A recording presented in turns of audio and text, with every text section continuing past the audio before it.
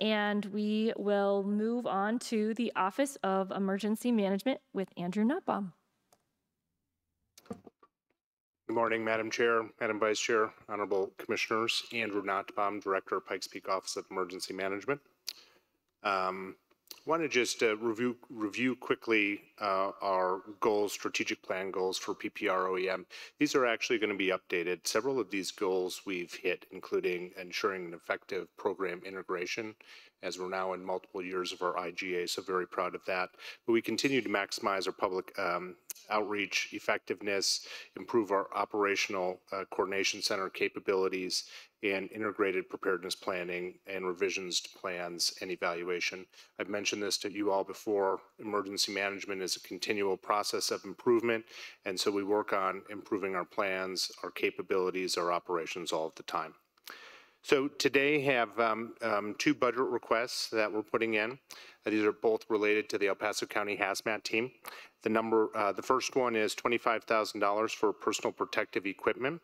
PPE is a vital necessity for our hazardous materials response team.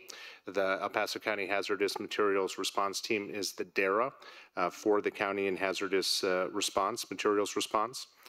PPE in general, the lifetime of it is governed by the NFPA, the National Fire Protection Association. They have standards that we adhere to for the El Paso County Hazmat team. And in general, the lifetime for PPE is about 10 years. And so as we get to that 10-year period, we need to replace that PPE. Usually the 10-year lifespan is due to degradation from use, cleaning, UV, contamination, and just general operational use. Once the 10-year lifespan is done, we're able to use that PPE for training, but for actually field use for responder safety, it's not, we can't use that in the field anymore. So I've asked my team to put together a plan going to update our PPE on a reoccurring basis, so we're not hit with one-time costs as we need to update that PPE. As you see up here, the equipment that will be needed to be upgraded in the next 1 to 2 years are our SCBAs, which are the self-contained breathing apparatus, our bunker gear, which is the protective clothing the hazmat teams wear for flammable liquid response, head protection. These are also for our team and our volunteers, fire and chemical boots, and then flame-resistant gloves.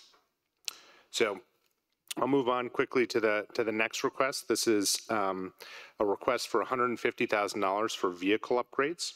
This is a vehicle upgrade for our light rescue hazmat response truck boxes.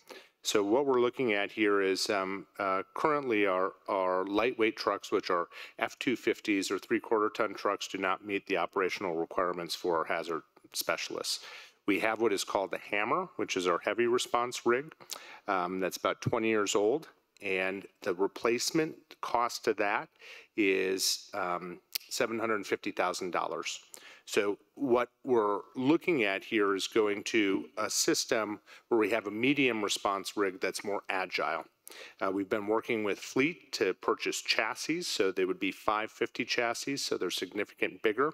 What that allows us then is to outfit these trucks with large cargo area for more equipment, helps us respond quicker within the community, be more agile, and be able to support our fire districts.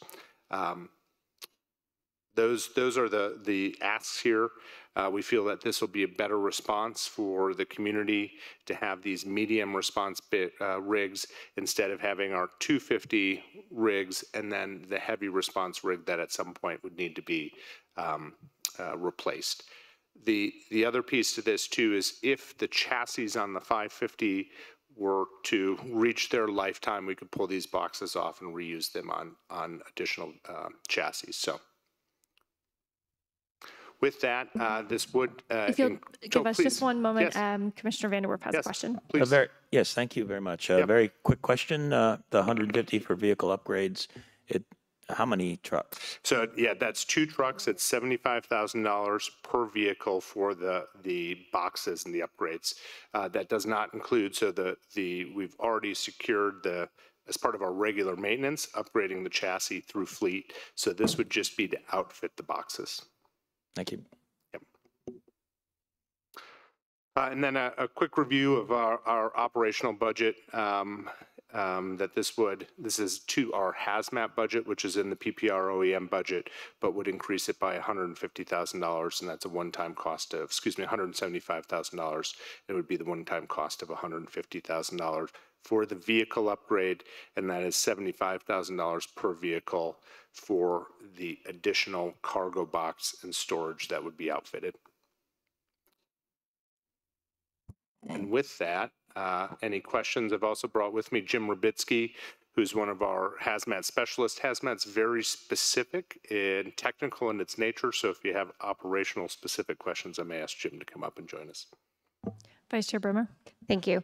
I just wanted to say thank you for, finding a way to continue to protect and provide that sense of protection and ability to protect our residents in the most efficient way, and one that is very forward-looking. I love the idea of, when a vehicle has reached its lifetime end, making sure that the very specific components of that are still able to be used on future rigs. That would be, it's just very forward-looking, and I'm not surprised at all, because that is your job, and you do a very, very good job of it. I am appreciative of the efficient way in which you've found to make sure that we have the latest and greatest in an efficient way that will continue to provide value going forward, long after we're all gone. Thank you, Commissioner. I'll make one comment on that too, is that, as we constantly are looking at emerging threats and hazards, one of that we're seeing is lithium-ion batteries and our response. And what this does allow us, instead of going and getting the hammer, the heavy rig vehicle, to actually be able to go out and respond using these medium-sized vehicles, where our 250s just don't have the capabilities to actually help very much, other than supervision. Additional comments or questions? I do have one. Are you seeing an increase in the issues with those batteries then? Can you give us a picture of what that looks like? I'm going to bring Jim Rubitsky up to talk about that. We certainly are, and the potential out there too. So it is that, the hazard exists, and then we've got a vulnerability to it, but I'll let Jim speak to that specifically. Good morning, Jim Rubitsky, El Paso County Hazmat. We have seen a significant uptick in the amount of lithium battery responses just in El Paso County, including Douglas County as well. We have a task force that we do jointly with Colorado Springs Fire Department that does nothing but explore the lithium battery crisis that we're seeing right now. What we're seeing is more of the smaller scooter batteries, by the Amazon's hoverboard or scooter with the smaller battery, and it's the charging that causes these batteries to fail. We actually just went on our first lithium-ion battery call about a month ago, where I responded out to the county to assist the fire agency with a burned-up lithium-ion battery, which we were able to mitigate and get the homeowner connected with a contractor to come dispose of it. But we are seeing an uptick, especially in the city. They are running on them pretty steadily now.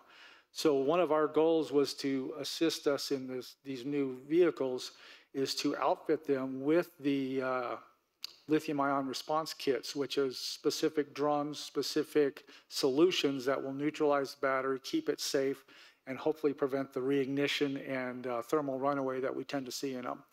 So that was one of the big benefits of a little bit, a medium-duty response truck, to have carry more equipment for that. Because that's something that we just have to prepare for as we move forward. Thank you. That's very interesting to hear, and also I'm glad that your team is so on top of making sure that those emerging concerns are, that we're thinking ahead on before we get too far behind that, I also just want to echo, Commissioner Bremer's comments around the efficiency and providing that to our community. I think, there's a theme. You all have sat here through many of these briefings, and our community hopefully is watching these as well and seeing that theme of looking toward paying attention to those life cycles, planning ahead, being proactive versus reactive on ensuring that we have a good, stable plan moving forward to ensure that we are able to respond and provide that customer service. So thank you to you and your team for bringing that forward. And with that, I'll ask for any last minute questions or comments that may have been sparked. Okay. I think if you have nothing further, or do you have any closing comments that you'd like to? No, thank you for your time. Okay. Fantastic. Thank you so much. And at this time, I will call for any public comment on this presentation. Is there anyone here who'd like to speak on this presentation? I see no one in the room, and we have no one online. So with that, we are going to recess for lunch, and we will come back at 12:45. This meeting is in recess.